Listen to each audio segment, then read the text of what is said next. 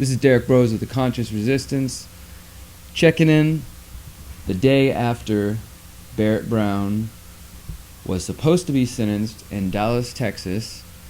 Barrett Brown is, of course, a journalist who's been incarcerated now for over 2 years for various charges stemming from his work as a journalist and as an advocate, various other titles you could give him associated with the hacker collective Anonymous. So Brown was arrested, as I said, in 2012 after multiple raids on his house and his mother's house, his mother's apartment, his apartment, looking for computers related to the hack on Stratford. Some of you may remember that. Jeremy Hammond was now serving a 10-year sentence for that hack.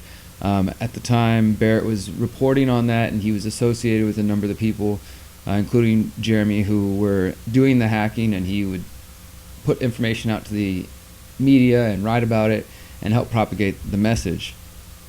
Barrett at one point gave some advice and offered to sort of be a middleman for Jeremy Hammond to some other officials.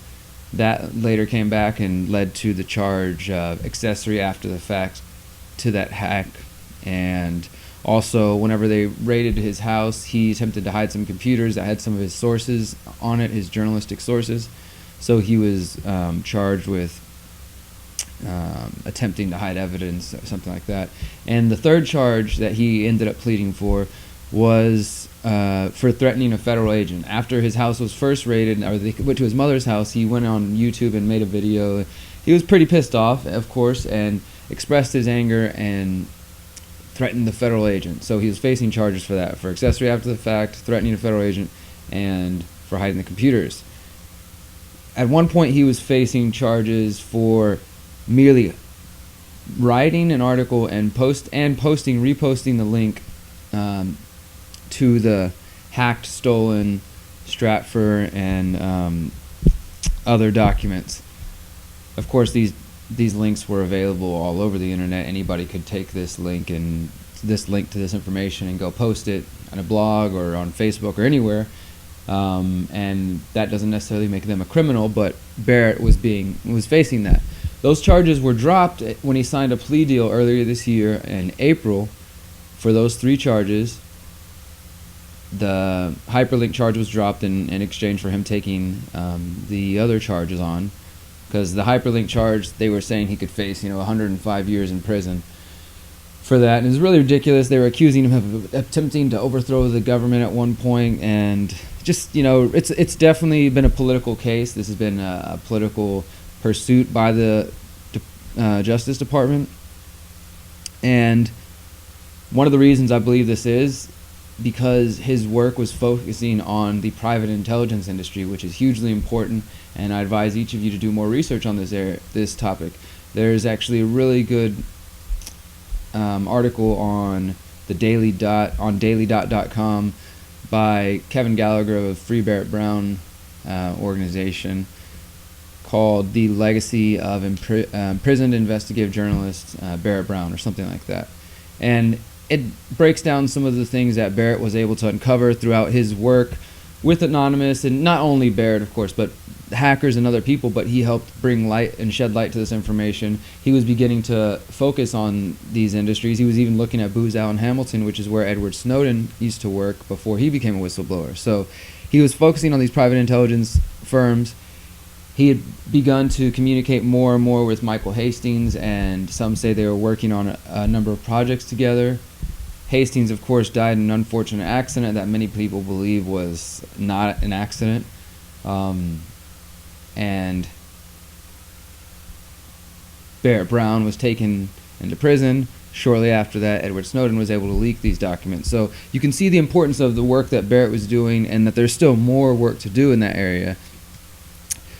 And I said all that to say what I saw yesterday, what I witnessed in that courtroom was absolute bullshit. Just the way that they, I'm going to try to be brief. I don't want to spend an hour telling you all this, because I've got, pages of notes from at least 30 or 40 pages here from the sentencing hearing. What was supposed to be simply a sentencing, as I said, Brown had already pled guilty in April. He already accepted these charges. So you would assume that, okay, they come in, they talk a little bit, they each side says their thing, and then the judge makes a ruling. But instead, what happened was the prosecution, the government, came in.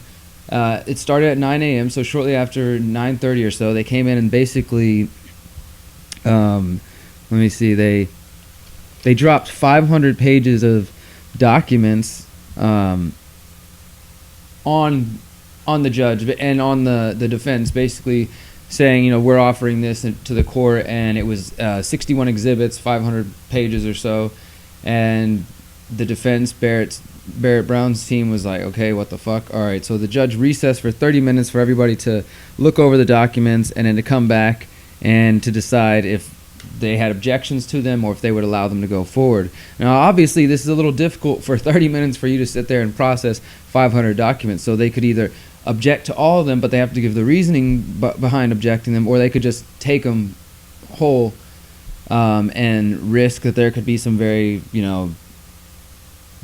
bad information that could harm the case for Barrett. So they had to go through and dig through there, and they came back and they had objections to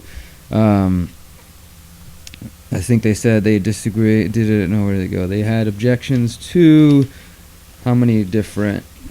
Sorry. Okay. The defense objected to 11 different exhibits, 33, 34, 37 to 45, and 30. So then, over the course of 2.5 hours, the prosecution went through every single one of these 61 documents and either read them or asked questions. They had on the witness stand the FBI agent that Barrett Brown threatened, who is under the pseudonym Robert Smith, Bob Smith. Yeah, fucking right. Agent Smith was there, being an FBI guy, and they're asking him, going through each of the exhibits, asking him, so, okay, can you read exhibit number 1, line whatever, and he goes through there, and it's something that makes Barrett look, incriminates Barrett in a bad way, makes him sound like he's a criminal mastermind. So that's what they did for 2.5 hours, is went through every single one of these exhibits, and, just, it was insane.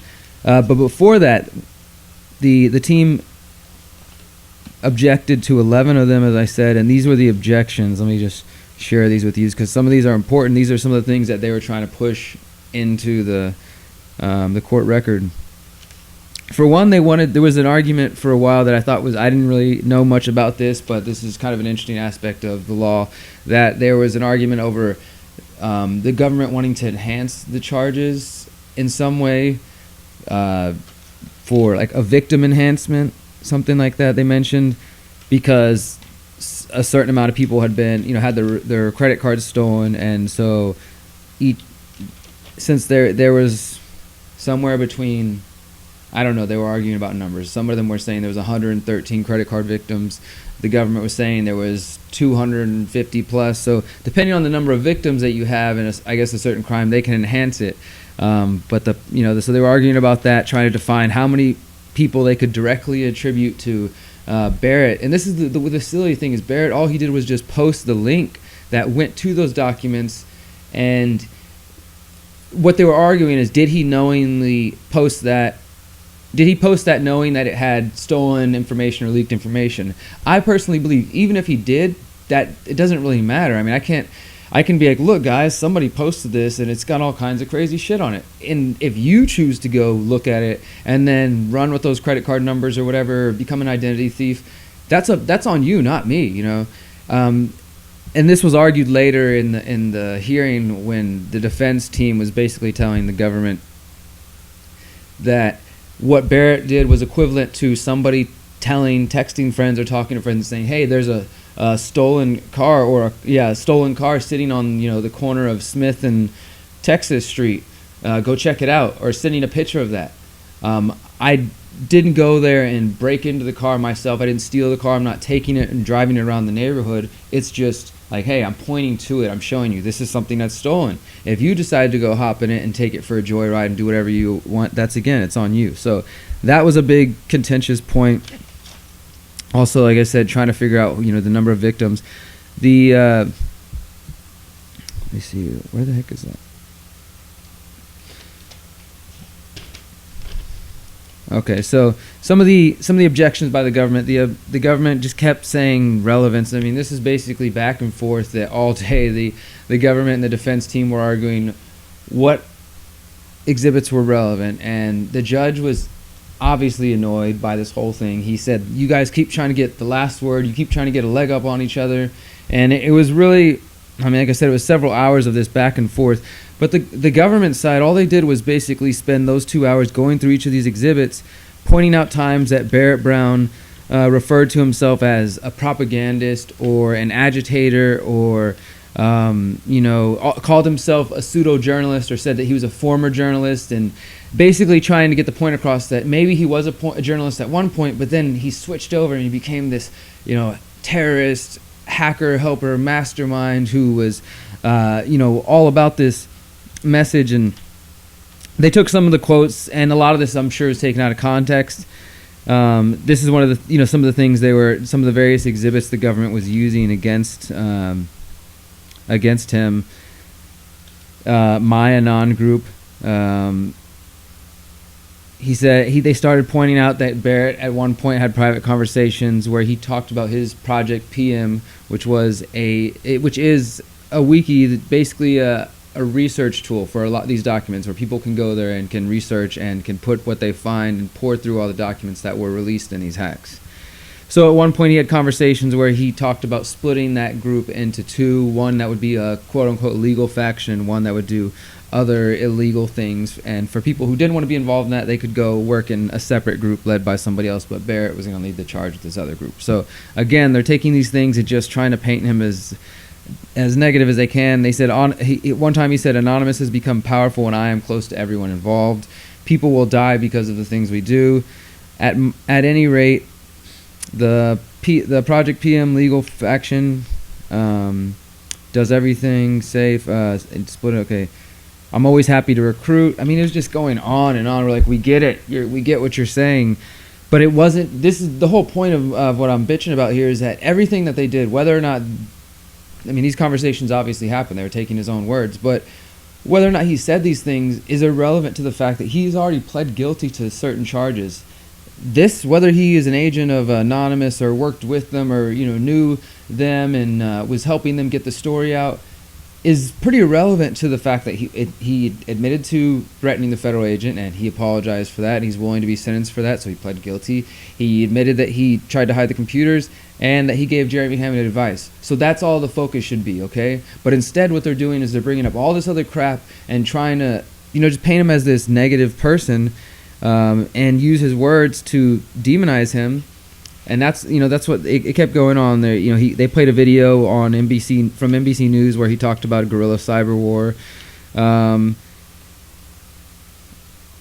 one point there was a really cool quote from him. Said, "We're the most effective process for smashing those foundations that need smashing." Something along those lines. He called himself a pseudo-journalist, strategist, theorist. So this went on for quite some time. And I thought it was interesting. He said, "Anon does not like to define itself, and my anarchism is my own." When somebody asked him about, anarchism and Anonymous, people, when we take down sites, the press pays attention. So this is, talking about we are in firmer control of Anon. So it went on. And what I thought was another really dangerous moment that happened in there, they started bringing up another exhibit, I think Exhibit 29, a note where he discusses being an anarchist, and the government started arguing this point and asking the federal agent, the FBI agent, about like him being an anarchist, and the defense team thankfully objected and was like, "What the hell is the relevance to this?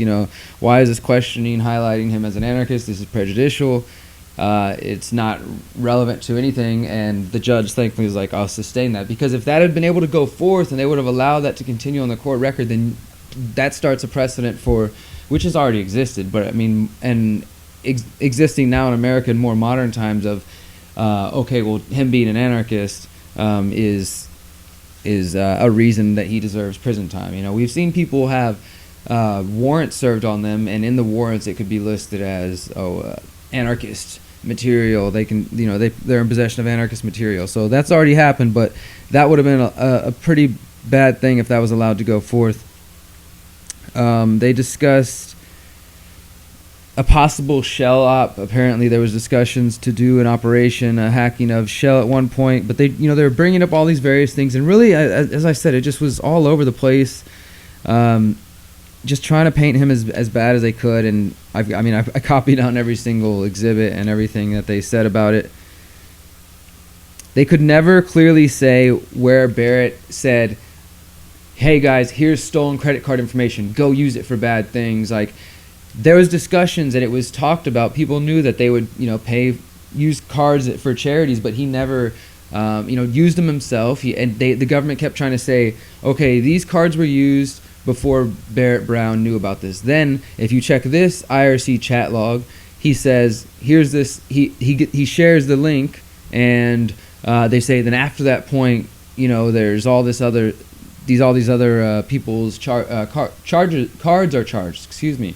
But they could never clearly show some path that shows his actions directly led to those charges. So it was bullshit. They couldn't make it happen. It didn't work. They kept questioning the agent. Did Brown play a role in the various hacks? My understanding is he was involved. Did he participate? And they were like, the agent says, I was not involved in that investigation. Well, then why the hell are you here? Because that's the investigation that we're supposed to be talking about.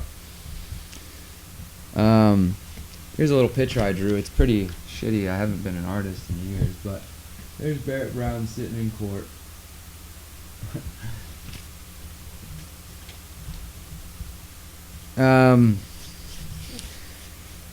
So at some point throughout this afternoon, once we realized this was going to go long, the judge decided, all right, he made the announcement that the sentencing was not going to happen today because he had 500 pages of documents, and both sides were contributing new documents, because that's the problem. Since Barrett never actually had a trial, it was just locked up and gag order. That's another important part of the case you need to know about. Locked up, then his case was on a gag order for 8 months. The judge or the lawyers, and nobody could talk to the press or tell anybody about what was going on. There's a lot of information that's still sealed, and even at this hearing yesterday, the judge was saying more information will be sealed, and a memo that's going to be released today or tomorrow has to be heavily redacted. So there's a lot of secrecy in this case, and the judge basically said, I have so much documents that I can't deal with this today. We're gonna finish today, but the sentencing won't happen until January 22nd, 2015. So I'll be going back to Dallas for that.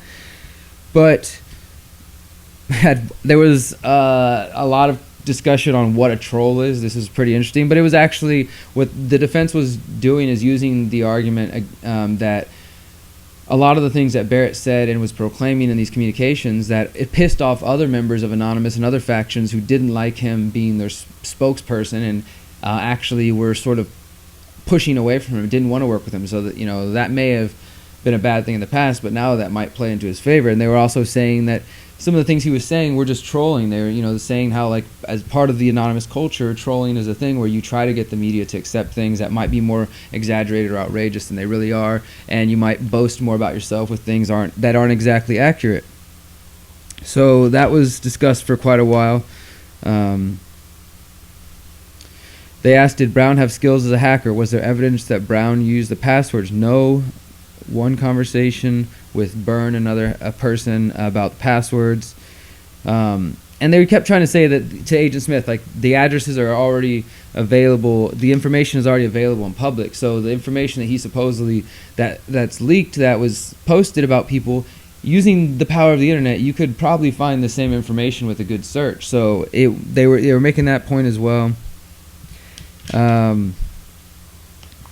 113 cards were attributed to Barrett Brown for fraudulent activity after his possession, but there's no evidence that Brown's post leads to the cards being used. Okay, so this is the government wanted to enhance for over 50 to 250 victims. Evidence, they said there's enough evidence to support over 250 victims directly to Barrett Brown, but they were only going with 113 supposedly. They said this includes the companies, the employees, the credit card holders. The government, and I wrote, the government can't clearly define the victims supposedly wronged by Barrett. And the defense team argued that the procedure was being skipped, and that there exists no evidence that his actions led to credit card loss. And also, the defense said that the threats and the angle that the government was taking here about the sharing of a link had serious implications for journalists who share information. The judge was like, I'm getting sick of this back and forth. You guys need to connect the dots. I'm going to speed up here. We're at 3:10 in the afternoon, and it went until 5:30, so I'm going to speed up through here. This is another part. Again, the prosecutor said once the stolen information hits the public domain, anyone who traffics in that information is committing a crime. Remember that. I wouldn't post stolen information these days. They discussed, again, no release to the media. There was supposed to be, there's a I got it written down here, there was a sentencing memo that, hold on, it's got it right here, a pre-sentencing report that is to not be released. And the judge was like, I don't want anybody playing any games with the press. If I find out who leaks stuff to the press, they will not be happy. He was really adamant about not talking to the press. But the sentencing memo, as I said, which was what the court, Barrett's team recently entered into the court, will be unsealed and released, but it will be redacted because some of it apparently contains some of the pre-sentencing report that took place before all this stuff began, which we will likely never see. Stolen property remains stolen property. And again, the discussion about the car, he pointed at the stolen vehicle, he did not drive it. And again, the defense said the government's arguments should chill journalists and researchers to the bone. And this was another thing that I did not realize. So while they're bringing up all this, the whole time I'm sitting like, why are they talking about Anonymous? What does this have to do with the things he's already pled guilty to? Why are they talking about the link? He already pled guilty to other charges. That was dismissed.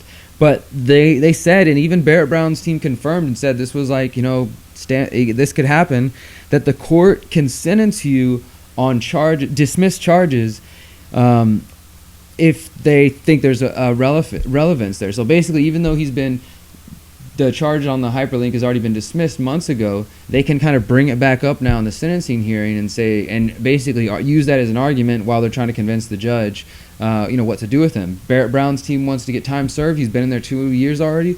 The government's arguing for 8.5 years.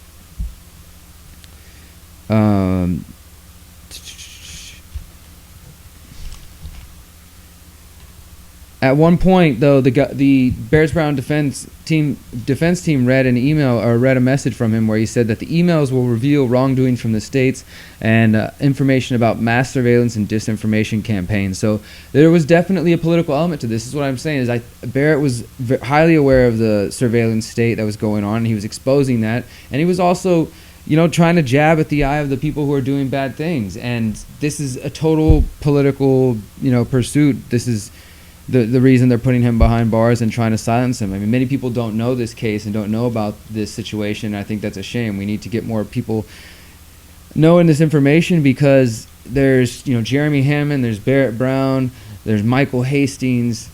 There's all kinds of people. Jeremy Scahill, lots of good people out there, journalists and amazing people. Glenn Greenwald, who have either died, passed away. Aaron Swartz, even just activists, people who are calling this information out, and their names, Chelsea Manning, they're being suppressed, they're being murdered, they're being arrested and imprisoned. We need to speak up more often. We need to realize that we can't let them scare us just because they're taking people like Barrett and locking them up. That's the exact opposite of how we need to respond to this.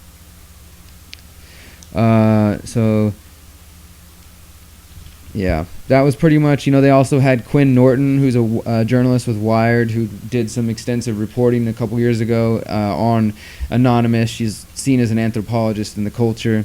And she talked about how Barrett was kicked out of various chats, and he talked about the schedule for some of these upcoming hacks. It was including the Stratfor hacks. That messed up the schedule, and Stratfor had to be moved to first position, and it was apparently planned to be the last. She also talked about the new school of journalism, the new journalism, immersion journalism, otherwise known as gonzo journalism, and how she was a part of that school, and that this, is about subjectivity and recognizing your own biases and showing them through your experience. And it was interesting because the judge was like, that's oxymoronic. And to me, it's interesting to note because I feel like that's a sign of the overall picture where the youth this next generation of the internet culture and people who are waking up and growing and learning with technology, we're outpacing the past, and the older generations, or just people in general who are staying out of the loop and out of touch and uneducated and unconnected, they're part of a dying system that is not going to be around much longer, including this judge and the ideas that they represent, which are no longer sustainable and are not going to continue, I think, for much longer as free minds and free people continue to grow and spread throughout the world. But back to the case. Yeah, so she talked for quite a bit. They went back and forth. And the judge gave them deadlines on when they could turn in certain documents that they're going to present, and that was pretty much it. The judge said he's going to spend the next few weeks looking over everything, and on January 22nd, we will return to Dallas, Texas, to hear what will happen in the case of Barrett Brown. This is a huge case. Its implications are immeasurable. I can't tell you enough already that we need to pay attention. We need to tell more people about what's going on. I'm going to post links and the information below, whether you're listening to this or watching this, and I will be back in Dallas reporting on it next month, and just stay tuned, because if Barrett is sentenced under those arguments, with the hyperlink thing as part of that in the court record, and the judge rules on that, that is going to set a dangerous precedent for individuals who are journalists, who are activists, and just free people out there who share information. So pay attention to that. Thanks for watching, listening. Peace.